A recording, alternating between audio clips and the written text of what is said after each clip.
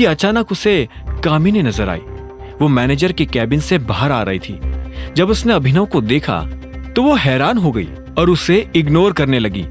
उसने अपने चेहरे के दाईं तरफ सारे बाल गिरा लिए ताकि उसे अभिनव को ना देखना पड़े।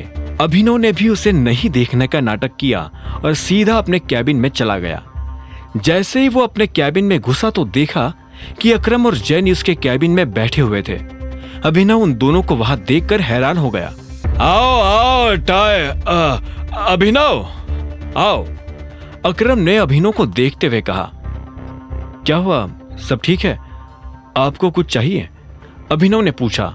वो ऐसे नाटक कर रहा था जैसे उसे कुछ पता ही ना हो। वो अपनी सीट की तरफ बढ़ने लगा।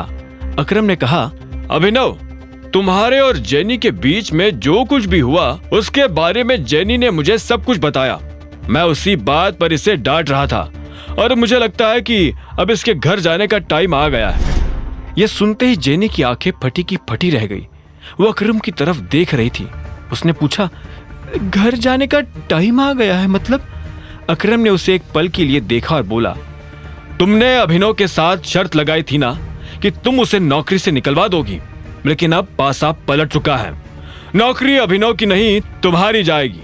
Sir please, I am sorry, मुझे माफ कर दीजिए।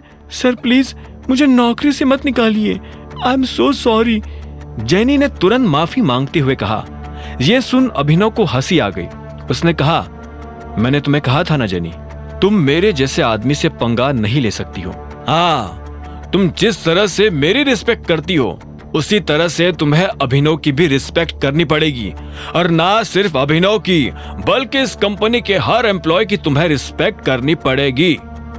अकरम ने भी अभिनव की बात में जोड़ते हुए कहा। यह सुनकर जेनी घबराहट के मारे अपनी कुर्सी में पीछे खिसककर बैठ गई। उसने अभिनव को देखा और बोली, प्लीज मुझे नौकरी से मत निकालिए, प्लीज अकरम सर, मुझे। इससे पहले कि जेनी अपनी बात पूरी कर पाती उसकी आंखें भर आई थी।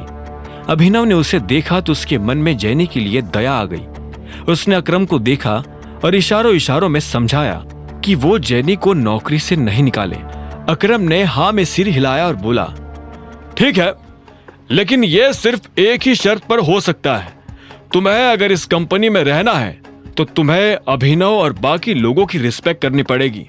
लेकिन अगर तुम दोबारा अभिनव पर या किसी और पर बेवजह चिल्लाई तो मैं तुम्हें तीसरा मौका नहीं दूंगा। मैं आगे से ऐसा कुछ नहीं करूंगी सर, प्लीज, सच में, आई प्रॉमिस, मैं ऐसा कुछ नहीं करूंगी। जेनी ने डबडबाई आंखों से अकरम को देखते हुए कहा, और हाँ, एक चीज का ध्यान रखना, इस कैबिन में जो कुछ भी हुआ उसके बारे में बाहर जाकर अगर तुमने अपने बॉयफ्रेंड से भी बात की तो मैं नहीं करूंगी सर, नहीं करूंगी। मैं इस बारे में किसी से बात नहीं करूंगी, किसी से कुछ नहीं कहूंगी, प्रॉमिस। ठीक है, अब तुम जा सकती हो, अकरम ने कहा। जेनी अपनी जगह से उठी और वहां से निकल गई। उसके जाते ही अकरम ने अभिनव से कहा, गजब का सिर दर्द है ये लड़की। अरे हाँ, लड़की से याद आया, मैंने तुम्हें ऑक्शन के बारे में बताया था ना, आज वो ऑक्शन होने वाला है और अलायना भी वहां आने वाली है। अलायना का नाम सुनते ही अभिनव के रोंगटे खड़े हो गए थे। बलराज ने पहले से अभिनव को अलायना के बारे में इतना कुछ बता दिया था कि अब वो अलायना से मिलने के लिए बेताब था। उसने कहा, हाँ, हम भी इस ऑक्शन में चलेंगे। हम नहीं, सिर्फ तुम। मैं आऊंगा पर तुम्हारे साथ नहीं। लोगों को शक होगा, हो सकता है कि मेरे साथ चलने से तुम्हें दिक्पाल छिंगावत भी मिल जाए। दिक्पाल छिंगावत का नाम सुनते ही अभिनव की आंखें बड़ी बड़ी हो गई थी। वो अपने दुश्मन से जल्द मिलना चाहता था। इतने में अकरम ने कहा, दिक्पाल से ज्यादा अलायना से बचकर रहना, she is a sweet poison. तुम्हें ले जाने के लिए मैंने अपने एक आदमी से बात कर ली है, वो तुम्हें मेरे रेस्टोरेंट से पिक कर लेगा। और हाँ, ये वीआईपी कार्ड अपने पास रखो, शहर के सभी बड़े लोगों के पास ये कार्ड है। कोई तुम्हें परेशान करे तो बस ये कार्ड दिखा देना। अभिनव ने उस कार्ड को लिया और ध्यान से देखने लगा। उस कार्ड पर निचले हिस्से में एक छोटा सा टाइगर गुदा हुआ था।